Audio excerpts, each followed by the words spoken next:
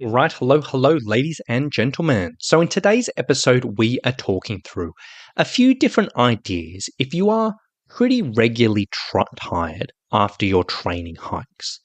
Now, this particular episode is really aimed at a very specific situation which pops up every once in a while. In the sense of what often happens is a hiker might be training for a big adventure. Maybe it's 3 months away, 4 months away, 6 months away, 12 months away, whatever it may be. They're starting training and they're looking at doing their hiking and building things up over time. They're looking at following some training hikes, doing some other training in their week, and getting themselves in the best possible position for their adventure. And week after week, month after month, they slowly build things up. They get out, they do their sessions, they do their hikes or whatever it may be. But one thing that starts to concern them is after every single training hike, they always seem quite tired. They get through the hikes, they finish them, but they're always tired. Their recovery doesn't seem amazing. And one thing that can happen is this can start to play on our head, because if we're training for a big multi-day adventure where we have to hike day after day after day, if we're feeling really tired at the end of a day of hiking, can create a little bit of doubt around being ready for a multi-day adventure. And this sort of topic comes up, I'd say a few times a year, where someone just sort of says, look, this is what I'm doing. I'm always hiking, I'm building up my plan, I'm feeling good, but I'm just always tired after my training hikes. So today, what I'm going to do is just talk you through a really simple checklist that you can use if you do find this is a situation. Whether it's the last 2 or 3 hikes you've done and you're quite tired, you're like, oh, I'm struggling, or whether this is a really long-term thing, you can use this checklist just to reference, are you covering all the right bases to look after your energy? Are you covering all the right bases to make sure you're finishing your hikes as well as possible? And are you covering all your bases to give you the best chance possible of not only finishing your hikes, but feeling good after and bouncing back after? So, with that being said, I'm going to talk through 1, 2, 3, 4, 5, 6, 7 different topics, I guess, or areas of, let's say, in quotation marks, optimization, and which you can look at. So, first and foremost, what we want to look at, if you are always tired after your training hikes, firstly, you want to look at your build-up. You want to look at your programming. If you're doing a training program, and if you're doing your training hikes, and week by week, hike by hike, you're slowly building up. Either you're building up your hiking time or you're building up your pack weight, and it's slow and intentional, great.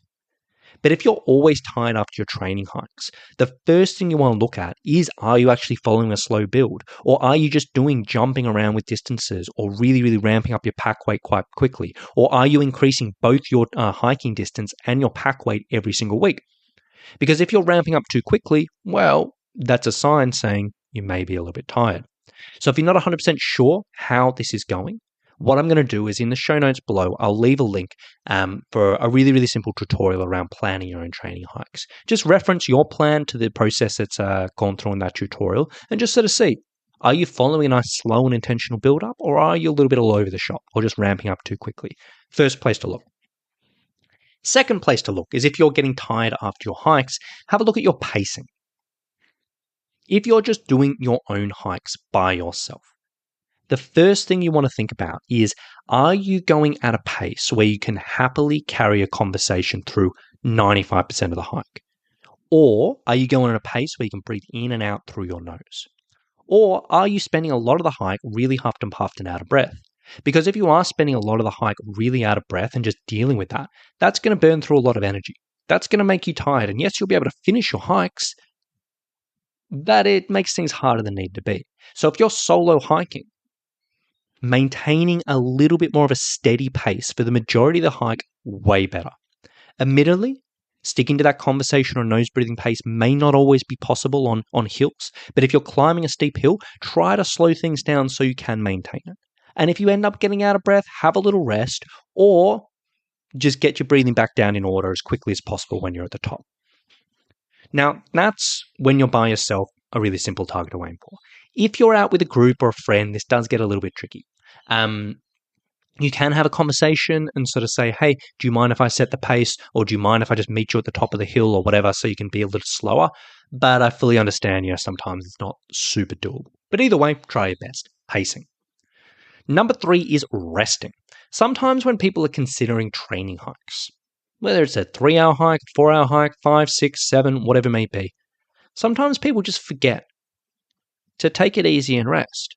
And they end up just pushing and going and going and going. They feel bad about resting or whatever it may be. But in all honesty, I strongly encourage people, whenever they're doing a hike, have a nice long lunch, sit down somewhere nice, take a bit of time, have a solid rest. And on top of that, have lots of little rests along the way. A general rule of thumb for what I recommend people is rest before you need it. In the sense, if you are aware that you're the type of person that, you know what, you hike and hike and hike, and then you're like, oh, I'm tired, then you take a rest. If you can switch your mindset to preempting that a little bit, and if you start feeling those early inklings of being a little bit tired, and just take a quick 5-minute rest and preempt that before you get to the stage you really need it, well, that really goes a long way. Again, I fully understand this isn't always practical if you're with a friend or with a group, but the more rest, the better. And don't feel bad if you're doing training hikes and you're having lots of little rests. Perfectly fine. And if you're the type of person who you're doing your training hikes and you're like, I don't even stop the whole way through and I'm always tired, well, that's somewhere to look. Number 4 is nutrition. Now, nutrition is obviously a massive subject, but one of the simplest things you can do to increase your energy while hiking and help your recovery after hiking is just getting your nutrition right. First of all, start your hikes with a bit of fuel in you, meaning you have a little bit of food in you. If you're starting at the crack of dawn, have half a piece of fruit, have a little bit of white toast, something easy to digest, get a bit of food in you. If you're driving to the trailhead, sip on a hot chocolate or something like that. All right, have a little bit of food in you. Or if it's just really, really difficult to eat that morning, then make sure you have a good, solid meal the night before. Start with a bit of fuel in the stomach. Number 2, snacking as you go. How often do you snack along the trail? I typically recommend my hikers try to have a bite or two of something every hour or so on the trail. This isn't having a full-blown snack and making yourself sick, but it's just constantly grazing. And what we're grazing on is high carbohydrate foods, low fat, low protein, low fiber. So easy to digest carbohydrates, which aren't going to sit in your stomach and is going to replenish those carbs as you go through. So you may just snack on some granola or snack on some dried fruit or snack on some breakfast cereal as you go or some pretzels or something like that. But typically, when I ask hikers, hey, what are you eating on the hike? And I'm really tired and I say, how often did you eat on the hike? They're like, oh, I snacked every 3 or 4 hours, or I just had a muesli bar on the hike. And they just end up under eating completely. Snacking can make or break your energy on the trail. And then number 3, what are you eating after? A lot of hikers will undereat on the trail, even if they are snacking. And if your recovery is struggling after the trail, we want to make sure we get some food in afterwards. Get a little bit of carbohydrates, get a little bit of protein, get something in the body so we can help that recovery process. If you're finishing up a hike and you've got an hour drive home, have something waiting in the car for you in a cooler bag that you can just get into, or go to a cafe or get something there. At night, at dinner, have something wholesome. Have a nice, good meal, even if you're not particularly hungry. Really goes a long way. Similar thing for hydration. Hydration plays a massive role. And again, a lot of people don't really think about this. Simple rule of thumb, start your hikes hydrated. Before you go to the hike, go to the toilet. Look at your urine color. If it's clear to straw colored, you're good to go. If it's a little bit darker than that, drink a glass of water. While you're hiking, regularly drink water. If you're hiking more than 2 hours, probably worthwhile having some electrolytes as well. And when you get off the trail, again, go to the toilet, look at the urine. If it's a little bit darker, rehydrate as quickly as possible. That's really, really basic stuff, but it makes a massive difference to energy and recovery. Number 5 is mindset. Quite often I'll ask people if they're struggling on the hikes, what is their mindset like? Are they feeling really positive on their hikes? They're feeling really good? Are they kind of 50-50? Are they negative quite a bit on the hikes? One tricky thing can be is if we are negative, if we're beating ourselves up internally and saying, oh my gosh, this is so hard, or your legs are so weak, or whatever it may be, that in itself can make things harder. That in itself can stress us out. That in itself can burn through more energy. So if you're aware that you're a bit more on the negative side of things, well, maybe that's something to look at. How can I reframe things? How can I get a bit more positive? How can I find a bit more fun on these hikes? That might just be all you need. And then finally, looking at your training the days before. If you're always tired after your training hikes and you're doing day hikes, and the day before that you're always doing a session, well, maybe adjust your week. Maybe plan a bit of a lighter day before you're hiking. So you can actually get out and hike and enjoy yourself and recover well and not feel really, really tired. Some people think, oh, you know what, I'm doing a back-to-back hike or I'm doing a multi-day hike. I should structure my training week so I'm doing day after day after day and get that challenge there. And yeah, if that works for you, great. But if you feel like it's like negatively affecting your hiking, well, you may want to adjust things there. So with that being said, that's kind of all I've got to say today.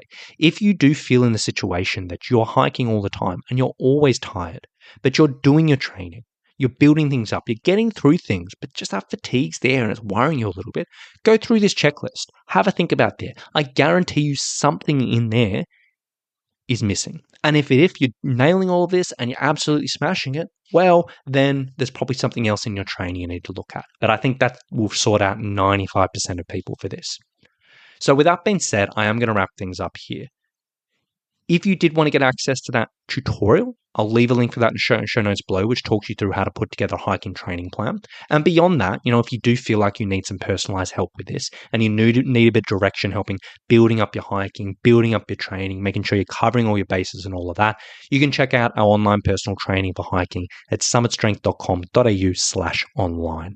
I'll leave a link for that in the show notes below as well.